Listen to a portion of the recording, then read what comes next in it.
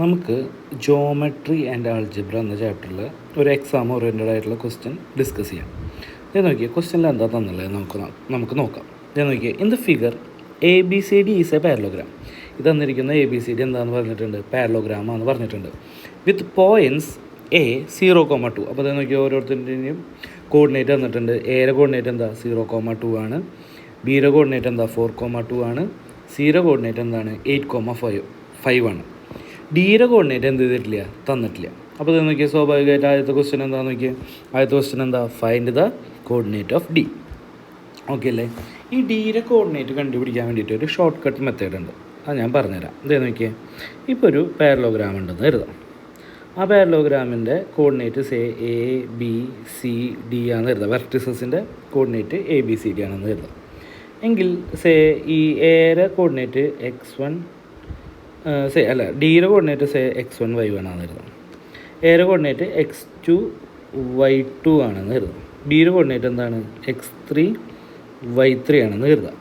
എങ്കിൽ സിയുടെ X coordinate, സിൻ്റെ X coordinate എന്ന് പറയുന്നത് ഒന്നുമില്ല. ഇത് നോക്കിയേ, ഈ ഡയഗണലി രണ്ടെണ്ണം തന്നിട്ടില്ല ഓപ്പോസിറ്റ്, ഇതിൻ്റെ എക്സും തമ്മിൽ കൂട്ടാം. അപ്പോൾ എന്ത് വന്നു, x1 + x3 മൈനസ് ഇവിടെ ഒറ്റയ്ക്കുള്ളതല്ലേ എന്ന് വെച്ച് കഴിഞ്ഞാൽ തരാത്തതിൻ്റെ ഓപ്പോസിറ്റ് ഉള്ളത് അത് കുറയ്ക്കുക x2. ഇത് ചെയ്ത് കഴിഞ്ഞാൽ എക്സ് കോർഡിനേറ്റ് കിട്ടും. വൈ കോർഡിനേറ്റ് കിട്ടണമെങ്കിൽ ഇതുപോലെ തന്നെ ചെയ്യുക. ഏതേതും കൂട്ടാം. ഡയഗണൽ ഓപ്പോസിറ്റ് ഗിവൺ ആയിട്ടുള്ള ഏതാ, y1 + y3. അതിൽ നിന്ന് ഒറ്റയ്ക്ക് നിൽക്കണ ഏതാ, y2 എന്ത് ചെയ്യുക, കുറയ്ക്കുക. ഇതാണ് കണ്ടുപിടിക്കേണ്ടത്. കണ്ടുപിടിക്കുന്ന നേരം ഓപ്പോസിറ്റുള്ള ആളെ എന്ത് ചെയ്യുക, മൈനസ് ചെയ്യുക. എങ്കിൽ ഇതേ ലോജിക്ക് ഇവിടെ അപ്ലൈ ചെയ്യാൻ വെച്ചാൽ ഡിയുടെ കോർഡിനേറ്റ് വളരെ സിമ്പിളായിട്ട് നമുക്ക് എന്ത് ചെയ്യാൻ പറ്റും, കണ്ടുപിടിക്കാൻ പറ്റും. ഇതേ നോക്കിയേ, ഡിയുടെ കോർഡിനേറ്റ് എന്ത് വരും, ഇതേ നോക്കിയാൽ ഡിയുടെ കോർഡിനേറ്റ് എന്ത് വരും. നമുക്ക് ആദ്യം എക്സ് കോർഡിനേറ്റ് കണ്ടുപിടിക്കാം. എക്സ് കോർഡിനേറ്റ് എന്ത് വരും, ഡയഗണലിൽ ഓപ്പോസിറ്റ് വേണം ഏതാ, 8ഉം 0. അത് തമ്മിൽ കൂട്ടാം 8 + 0 മൈനസ് ആര് വരും, 4. 8 + 0 0 8 + 0 8 8 - 4 4. ഓക്കെ അല്ലേ? എക്സ് കോർഡിനേറ്റ് കിട്ടി. ഇനി വൈ കോർഡിനേറ്റ് കിട്ടണമെങ്കിലോ വൈകൾ തമ്മിൽ കൂട്ടാം ഗിവൺ ആയിട്ടുള്ളത് എന്ന് വെച്ചാൽ ഡയഗണൽ ഓപ്പോസിറ്റിൽ ഗിവൺ ആയിട്ടുള്ളത്. അപ്പോൾ നോക്കി 5ഉം 2ഉം കൂട്ടാം. 5 + 2 കൂട്ടി, എന്നിട്ട് എന്ത് കുറയ്ക്കുക, 2 കുറയ്ക്കുക, -2. അപ്പോൾ ഇത് കൂട്ടി കഴിഞ്ഞാൽ എന്ത് വന്നു, 5 വന്നു. എങ്കിൽ ഡിയുടെ കോർഡിനേറ്റ് എന്ത് വരും, ഞാൻ വേറെ എങ്കിലും ഏതാ 4,5 വന്നു. ഓക്കെ അല്ലേ? സിമ്പിളായിട്ടുള്ള ചോദ്യമാണ്. അപ്പോൾ നമുക്ക് ഏതാ, coordinate of D, coordinate of D equal to എന്താണ്, 4,5. അപ്പോൾ ആദ്യത്തെ ക്വസ്റ്റ്യൻ കഴിഞ്ഞു. ഇതുപോലെ നമുക്ക് രണ്ടാമത്തെ ക്വസ്റ്റ്യൻ എന്ത് ചെയ്യാം, ഡിസ്കസ് ചെയ്യാം. ഇത് നോക്കിയേ, find the height of the parallelogram. Okay അല്ലേ? ഹൈറ്റ് ഓഫ് ദ പാരലോഗ്രാം എന്താ വരാം നോക്കിയേ. ഇത് നോക്കി, ഈ ഡിയിൽ നിന്ന് നേരെ ഞാൻ താഴേക്ക് ഒരു പെർപെൻഡിക്കുലർ വരച്ചു വന്നിരുന്നത്. ആർക്ക്, എ ബിക്ക് ഒരു പെർപെൻഡിക്കുലർ വരച്ചു വന്നിരുന്നത്. ഇതായിരിക്കും ഹൈറ്റ്.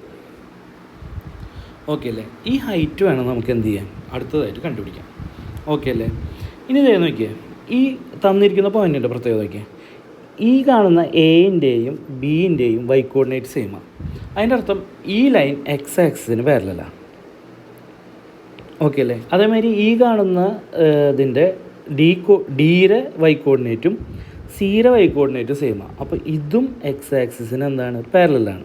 പാരലോഗ്രാം ആയതുകൊണ്ട് സ്വാഭാവികമായിട്ട് ഇതും എന്തായിരിക്കും, പാരലായിരിക്കും. ഇതേ നോക്കിയാൽ കോർഡിനേറ്റ് ജോമെട്രിയിലെ ഒരു തിയറി അല്ലെങ്കിൽ കൺസെപ്റ്റ് ഞാൻ പറഞ്ഞുതരാം. ഇതേ നോക്കിയാൽ ഇത് എക്സ് ആക്സിസ് ആണ്, ഇത് വൈ ആക്സിസ് ആണെന്ന് കരുതാം. എങ്കിൽ രണ്ട് ലൈനുകൾ ഇങ്ങനെ ഉണ്ടെന്ന് കരുതാം. ആർക്ക് പാരലായിട്ട്, എക്സ് ആക്സിന് പാരലായിട്ട് ഉണ്ടെന്ന് കരുതാം. സേ ഇത് y = 5 പോകണമെന്ന് കരുതാം. ഇത് y = 7 കൂടെ പോകാന്ന് വെച്ചാൽ ഇവർ തമ്മിലുള്ള അകല വ്യത്യാസം എന്ന് പറയുന്നത് എപ്പോഴും 7 - 5 ആയിരിക്കും.